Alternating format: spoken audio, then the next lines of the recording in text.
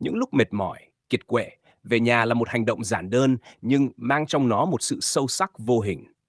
Đó không chỉ là bước chân qua cánh cửa quen thuộc, mà là sự trở về với chính mình.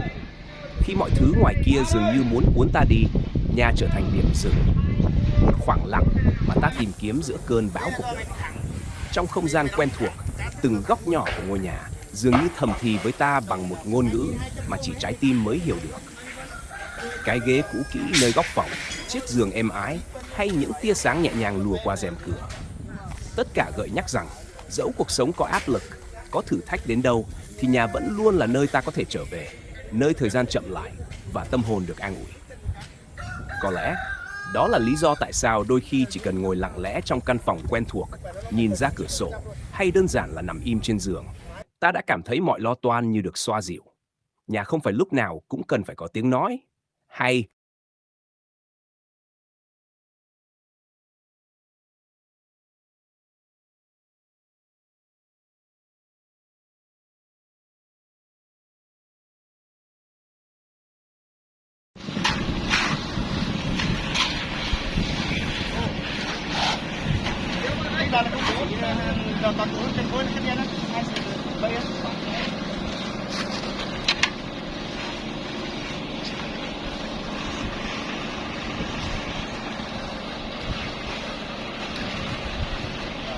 bay bay tôi nhà đâu, còn dưới là để hai cái